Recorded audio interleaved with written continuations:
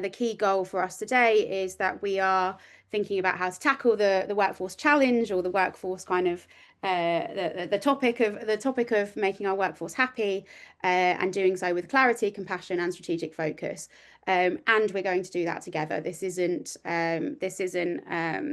just Adurio's point of view. This is the voices of staff across England, captured via the Adurio survey, and shared by my colleagues, but it's also the voice of multiple different organisations that are doing loads of great stuff in the space, and trust particularly when we speak with Ted Ragg at lunchtime,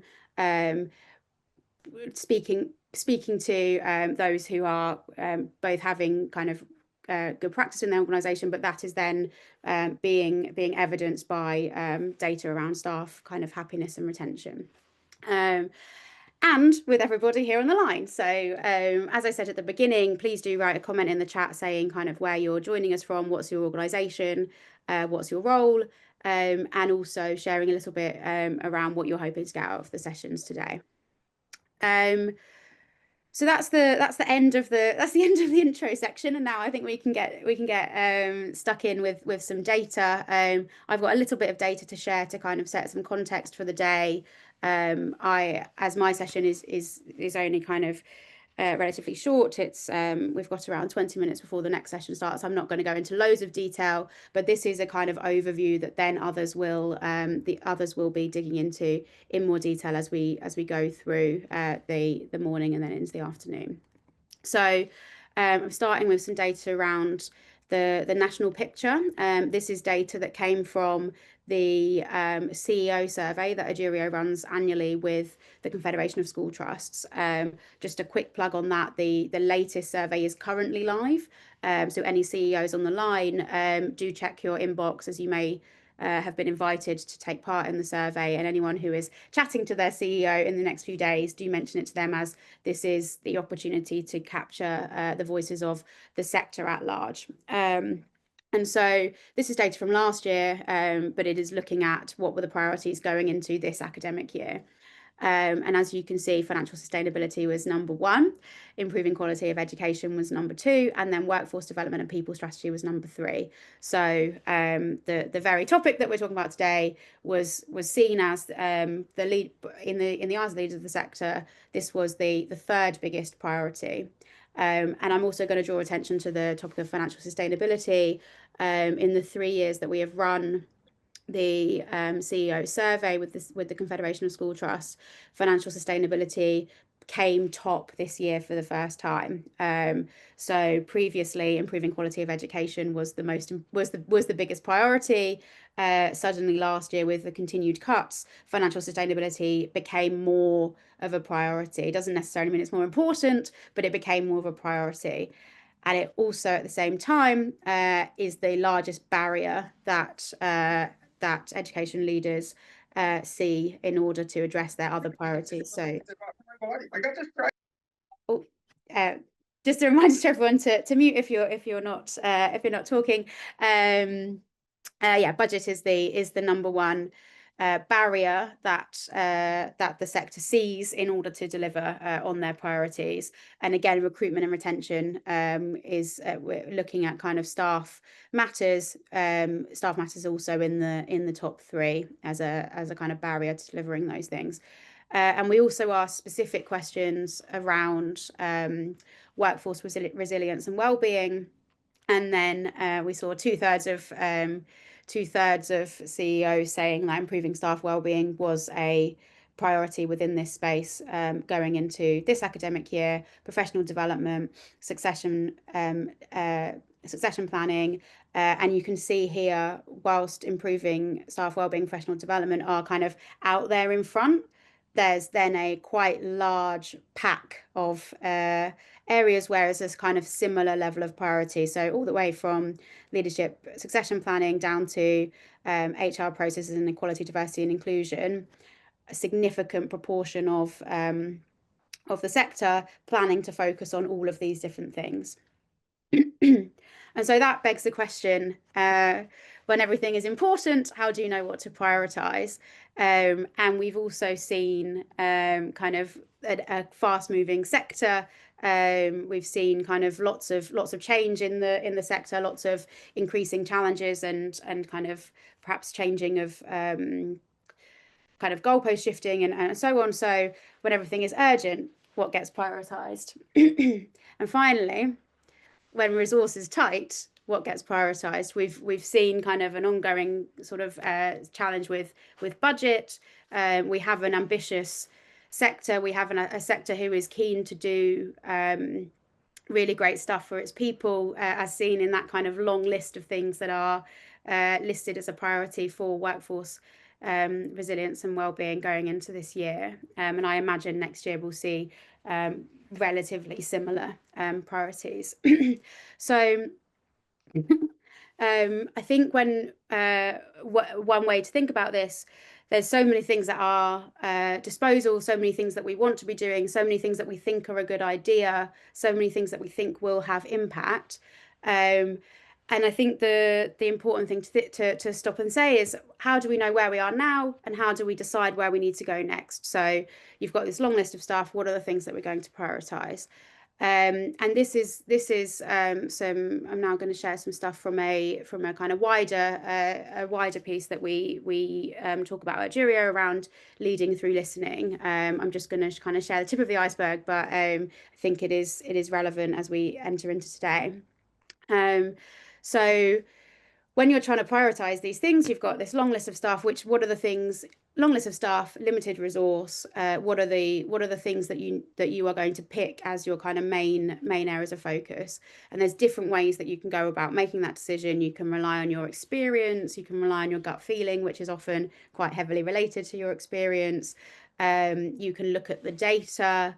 You can try out a set of different initiatives and see what works and adapt as you go.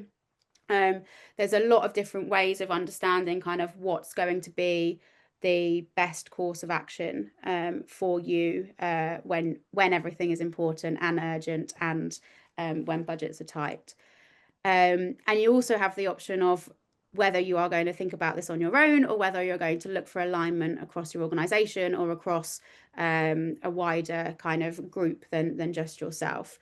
If you want to decide alone, the level of experience will be that of yours, the gut feeling will be that of yours, the data will be the data that you have available to you, and the trial and error will be you doing all of that trying, and you doing all of that learning and figuring it out.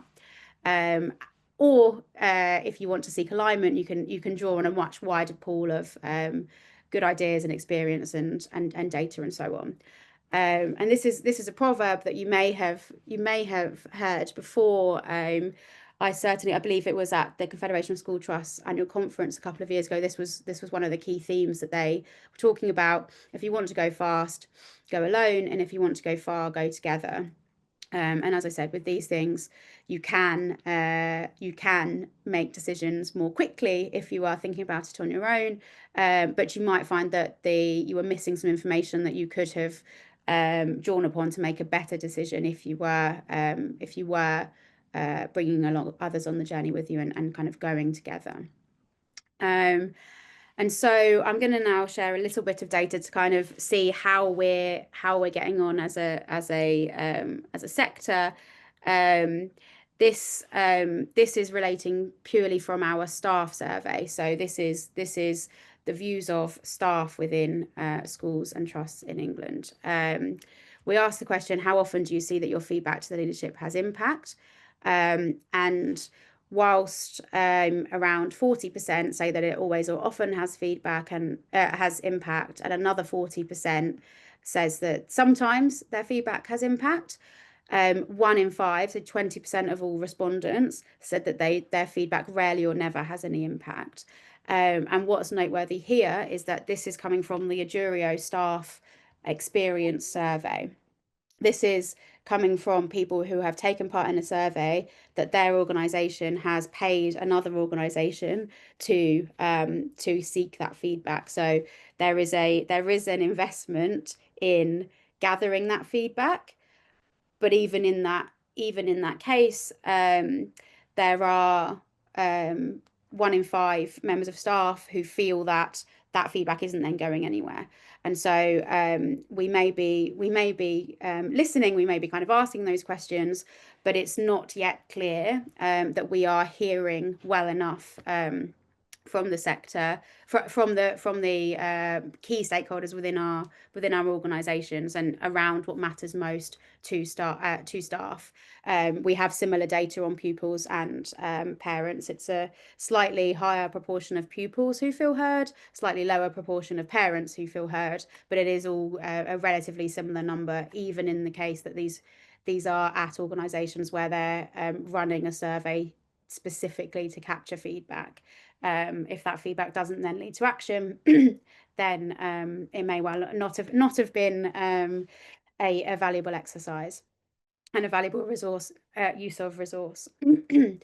And so some of the things that at Aduro we're doing to try and help with that is firstly, obviously, talking at length about listening organisations and some of the stuff that I've just shared, but also doing as much as we can to gather up the data and share it as far and wide across others in the sector. I'll post a link in the chat in a moment on where you can go to access more of these reports, but as you go through the day, as I mentioned, my colleague Ben and my colleague Amanta will be sharing more data and more insights and good practice that is kind of housed within some of these reports. But I'll share the link where you can go to kind of capture more.